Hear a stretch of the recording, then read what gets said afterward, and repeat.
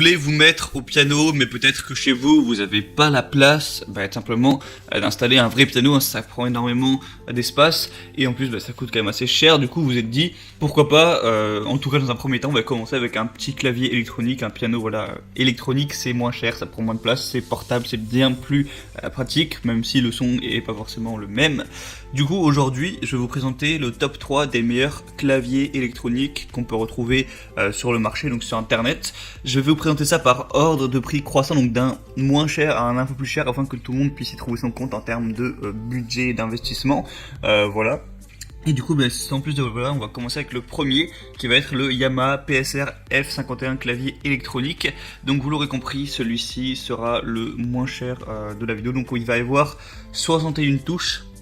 Ce qui est quand même assez correct. Ça va être vraiment idéal pour les débutants. Il y a un toucher non dynamique, 32 notes du polyphonie, 30 presets de chansons. Donc si vous voulez en apprendre, voilà. Après bon, avec votre téléphone vous pouvez aussi en avoir plein, ce qui est assez pratique maintenant qu'on a internet, hein.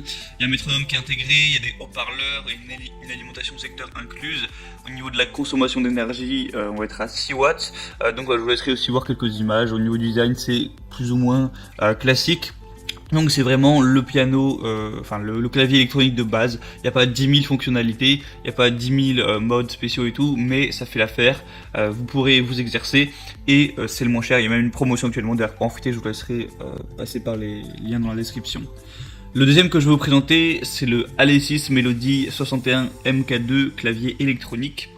Donc celui-ci sera nettement plus cher, même s'il n'y a pas vraiment une grosse différence. On va avoir également 61 touches de piano sensible au toucher avec enceinte intégrée, donc parfait pour s'entraîner et jouer devant vos proches. Et 300 sons intégrés avec les modes layer et split, donc ça ajoute un petit plus pour votre musique si vous voulez pas faire juste du piano mais ajouter des petits sons de batterie ou autre. Il y a un mode morceau one touch avec 300 rythmes intégrés. Vous pouvez accompagner 40 morceaux de démonstration ou même enregistrer les vôtres.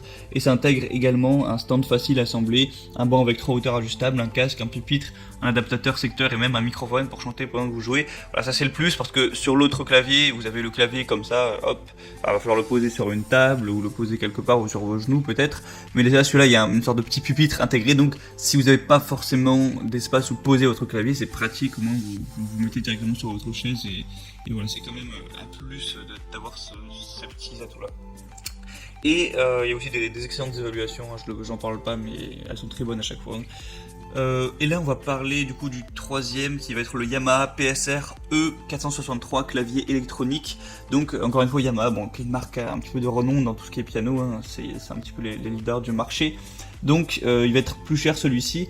Donc on va avoir un clavier électronique qui est idéal pour s'initier. Et il va vraiment y avoir en fait un large choix de sonorités. Vous allez pouvoir à la limite faire un peu des remixes. Il y a une vidéo là où voilà, le mec enregistre un bruit de verre, un bruit de fourchette ou je sais pas quoi, et avec ça il fait une sorte de condensé.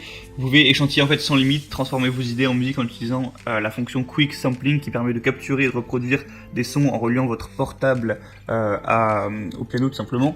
Vous pouvez du coup, voilà, comme j'ai dit, créer votre musique un petit peu comme un DJ. Donc voilà, ça va un petit peu plus loin. En plus, vous pouvez même enregistrer vos performances sur des clés USB. Voilà, il y a vraiment plus en fait de sons différents et il y a plus de choses à faire. Donc si vous voulez un petit peu plus jouer à ce niveau-là, vous amuser, si vous voulez pas juste vous exercer votre doigté au piano, ça peut être vraiment un plus. Après, forcément, il est plus cher, ça va dépendre de vous si vous voulez investir un peu plus pour avoir ça ou si ça vous intéresse pas. En attendant, il y a aussi des très bonnes évaluations, donc pourquoi pas encore une fois vous porter vers ce choix-là. Donc c'est un peu tout pour ce top 3 des meilleurs claviers électroniques. Maintenant je vous laisse choisir ce qui vous convient le plus. Si vous voulez profiter des promotions sur certains des claviers, je vous laisserai passer par les liens que j'ai mis juste en dessous dans la description. J'ai mis chaque piano en fonction de son ordre d'apparition. Ça vous permettra aussi de voir plus de détails, plus d'images, de consulter les avis clients, les évaluations, les questions-réponses aussi si vous avez 2-3 questions sur lesquelles vous voulez être sûr.